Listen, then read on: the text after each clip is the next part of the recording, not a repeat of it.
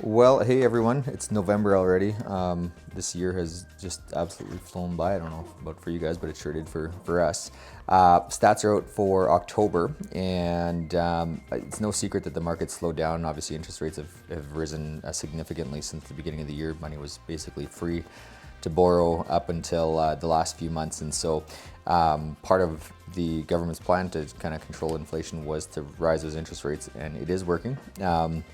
Now, what level is it working at and what's happening in the real estate market is the big question. So basically, the long story short of it is we're back to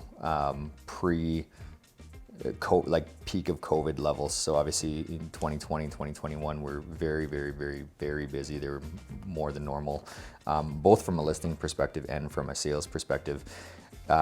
So we're down significantly. If you look at the numbers just in comparison to last year, the number of sales is down, by 21%, which seems like a lot. But then when you take out 2021, 2020, and you look and compare it to 2019, 2018, 2017, we're actually still up by 10 to 15% depending on the year. So basically, it's just kind of come back down to earth, which is good. The average sale prices are still up as well. They're up slightly, and even from 2021, not just from the years prior to COVID. So that's good. One of the things that it doesn't tell you is the value of a given house, and the value of a given house certainly has come down, especially over the last few months, where a home that may have sold for $400,000 now might not be looking at the same kind of list price. It might be looking at more like a 370, 375, 380, depending on the area.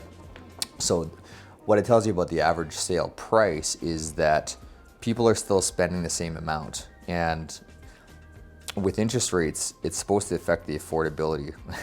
That's not really happening because we're still spending the same amount. We're actually just getting more house for our money.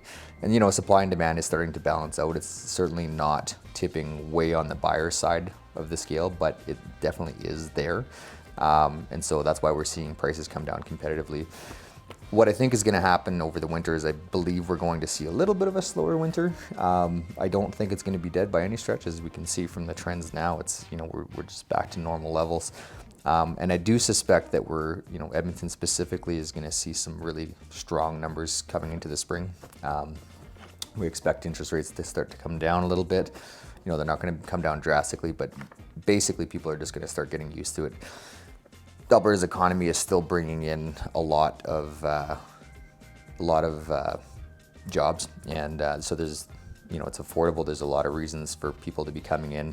The phone calls that we're getting from boots on the ground as agents, still a lot of in-migration from mostly Ontario and Quebec, as well as BC. So obviously this is the place to be. So all in all, it's as much as things have softened, it's still fairly good news. It's about as good as we can ask for, and that's where we're at. So I hope you guys have a great November. We have an event coming up in December that we're excited to talk to you guys about. Watch out for an invite, but we're going to be doing a little bit of a more of a charity-driven event in December, which I hope you can partake in. And again, that's a little bit of a teaser, but details are to follow in the next couple of weeks. So hope you have a great month.